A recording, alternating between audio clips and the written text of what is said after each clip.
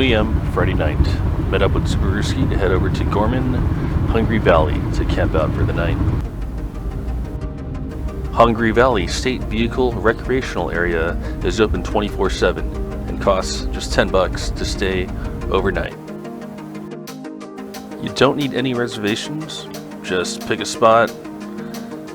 Here this campground had some vault toilets, the gazebo, and a picnic table and a fire ring.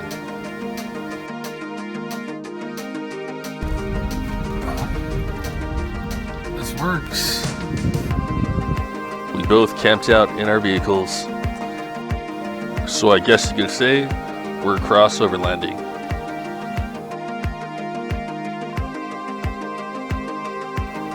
I do have to say, I slept like a baby. If you're interested in making one of these systems, just check out this video, linked up at the top right. And it is morning. John's snoring away. Dirt bikers are out. There's Subaru. He's pulling into the Carl's Jr. At the Carl's Jr., we linked up with LostSubie and Skeletor and made our way back over to Hungry Valley. I wanted to give a shout out to the MtnRoo.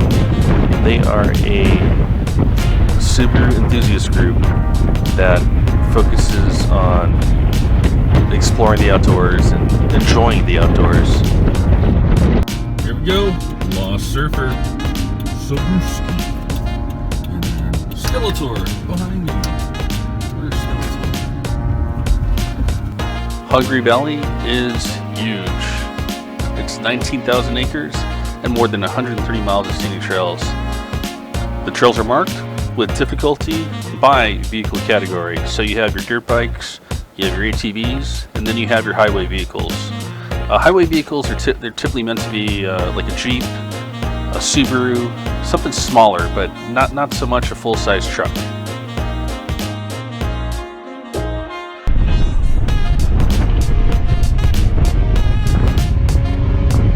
So I wanted to make a video on how certain modifications could help you on your adventures and getting through tougher terrain.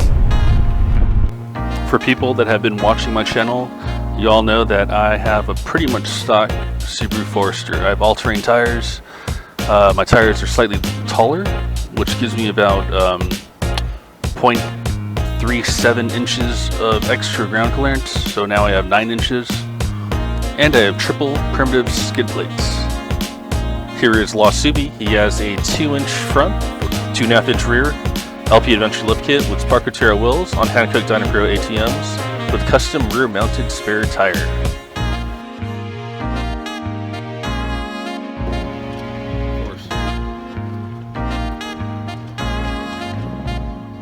I can get the box in the picture.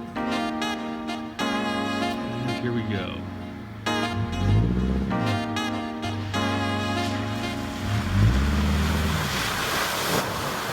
Ooh, right through the middle too. Through the deep side. Woo. You got. Woo. Just a word of caution, you might want to remove your front license plate before entering the mud pit. 2 of our guys lost their plates.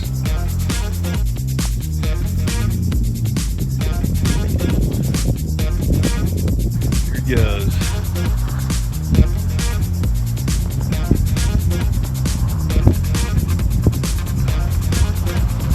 Woo. That is sweet.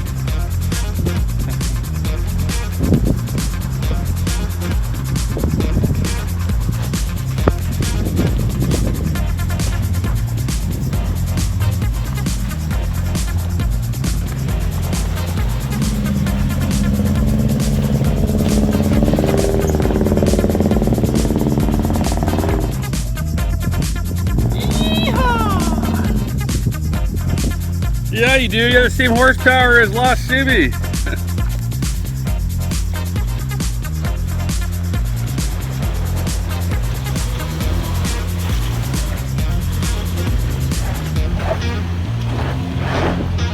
Yeah! So speaking of lift kits, Anderson Design and Fabrication, ADF, they designed a 4-inch lift kit for the 2014 to 2018 Subaru Foresters, and I plan on getting this at some point in my life.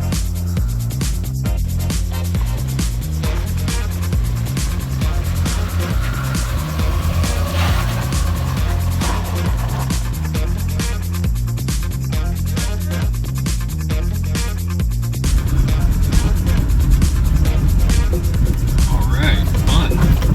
Didn't know Gorman actually had some sandy trails here. Still gotta maintain that momentum. We ever. Oh,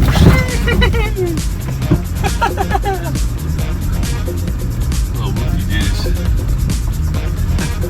Those guys are lifted, so they definitely have an advantage during whoopie doos. The more ground clearance, the faster you can drive on this terrain. Subaru is running the Kumho Venture 851s, and I've been told that they're an excellent sand tire. If you've never driven your vehicle through sand before, it's almost like a boat sailing through choppy waters. You rock left and right, you fishtail, it's real fun.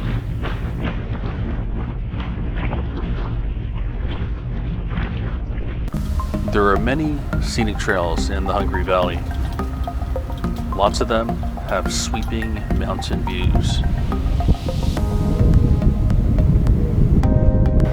The lowest point in Hungry Valley is 3,000 feet, but the highest point is 6,000. Look how high up we are.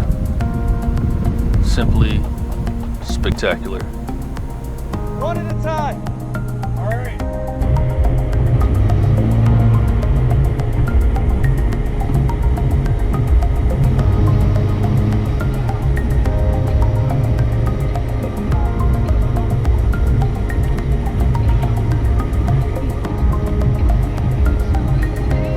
So as you can see, it's a pretty steep descent. Lots of fun. I had X mode on the entire time.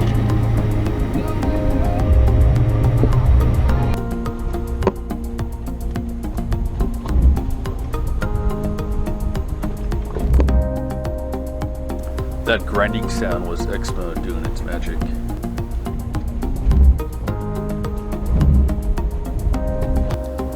With the sun about to go down, we made our way back to camp and called it a night. Unfortunately, Subaru and Skeletor had to take off, but Wandering Forester and Adventures of Sandra were able to make it later on that night. It's too bad we didn't have a bigger group, but we still had a good time.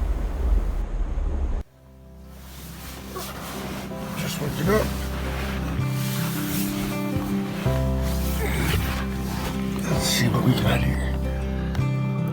Oh, so we got someone sleeping in that car. That's someone sleeping in that Forester. We got a new crew today. This is Adventures of Sandra.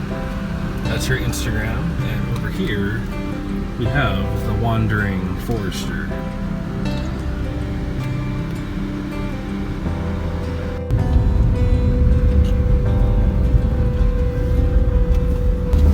You can see that Wandering Forester has a whole lot of ground clearance under there.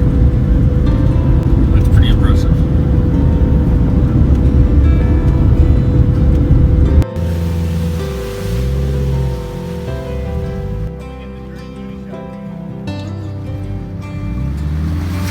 Without a doubt, Wandering Forester gets first place at the mud pit.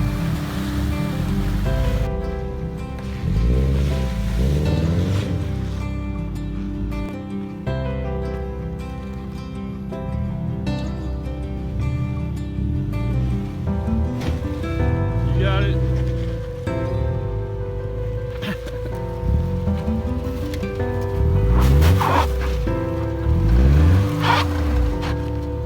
Wandering Forester got through the obstacle unscathed because of his lift and approach angle. But as you can see here, Subaru had some bumper contact. So this brings me wanting to talk about Skeletor's vehicle, his Crosstrek. He had stock tires, no lift.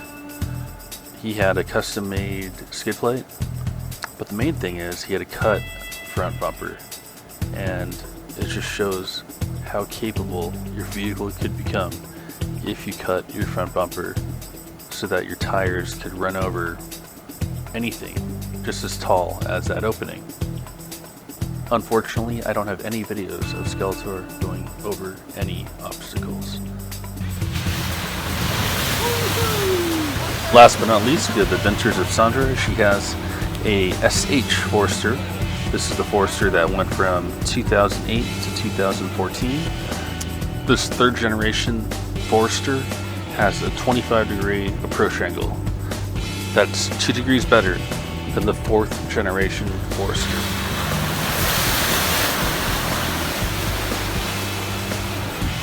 So thank you all for watching this video so far. My takeaway from creating this video is that I want to get a 4-inch lift, and I want a bumper like this guy right here. His name is Eric Green. I follow the guy on Instagram. Don't quote me on this, but I believe they're trying to mass produce this front bumper. Let's just cross our fingers. Oh, and by the way, this company makes some pretty badass looking Outback custom bumpers too.